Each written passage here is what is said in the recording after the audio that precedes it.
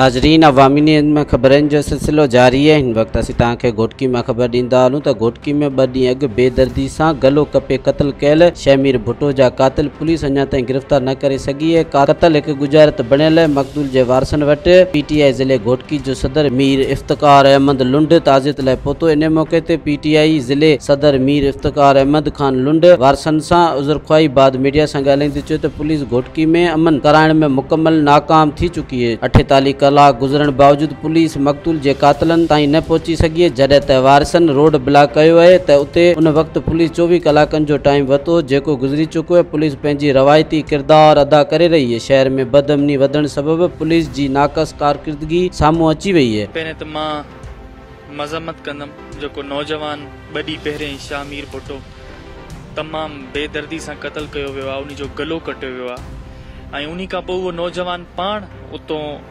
जंहिं जाइ वारदात खां आयो आहे कंहिं पेट्रोल पंप ते उते मदद जे लाइ माण्हुनि खे चयो अथसि त मूंखे हॉस्पिटल खणी वञो, त उते अञा उहो अल्लाह जन्नतुल फिरदौस में आला मक़ाम अता फरमाइस उहो ज़िंदा हुयो। हीउ उन जो भाउ आहे वॾो जेको अधो मूंसां गॾु बीठो आहे। इन्हनि कल लाश रखी करे रोड ते धरणो भी आयो हुयो, लेकिन पुलिस जेको आहे उहो साॻी रवायती पुलिस साॻी जीअं सिंध पुलिस पंहिंजा रवायती किरदार अदा करे थी पई।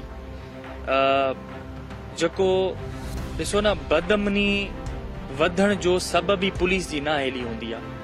पुलिस जो ई कमु आहे कानून जी जेको आहे कानून ते अमल कराइण ऐं पुलिस जो ई कमु आहे अमन अमान खे बहाल कराइण, अमन अमान खे बरक़रार रखण। लेकिन अनफॉर्चुनेटली मां वॾे अफ़सोस सां चवंदुमि त घोटकी पुलिस गुज़िश्ता 4-5 महीननि खां तमामु घणी जेको आहे उहे वारदातूं वधी वियूं आहिनि, उन्हनि खे कंट्रोल नथी करे सघे ऐं घोटकी पुलिस नाकाम थी वई आहे। इन्ही में जेको आहे उहो चऊं त कबाइली ज़हननि में जेको वाद अची वई आहे उहो बि पुलिस जी नाअहली आहे। कानून जे जेको आहे उहा रिट क़ाइमु नाहे ऐं अहिड़ा जेके शहर में वाक़ियात थियनि था, इहो केॾो अफ़सोसनाक हादसो थियो आहे, केॾो अफ़सोसनाक वाक़ियो थियो आहे जेको हिकिड़े नौजवान जो गलो कटी करे उन खे कंहिंखे परवाह ई नाहे। हिते अॼु खां कुझु अर्सो पहिरें आदिलपुर में साजिद कलवड़ जी ईअं ई उन खे बेदर्दी सां क़त्ल करे उन जी मुंडी उछलाए विया हुया थाणे जे बिल्कुलु भर सां गंद जे ढेर ते।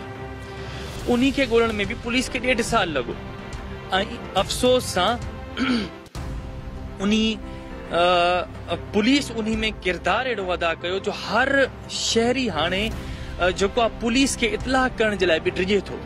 छो जो साजिद कलवड़ जे जिन्हनि भाइरनि जिन्हनि शहरी माण्हुनि इतलाह कई, पुलिस उन महिल जेको SHO उते वेठो हुयो, हाणे मां उन जो नालो न खणंदुसि, उहो हितो ट्रांसफर थी वियो आहे, उहो SHO सॼनि खां पहिरें उते जेके बि बिरादरी जेके बि ॾिठई त चङा इहे माण्हू आहिनि कारोबारी माण्हू, उन्हनि खे तंग करे उन्हनि खां पैसा वठण जी कोशिश कई।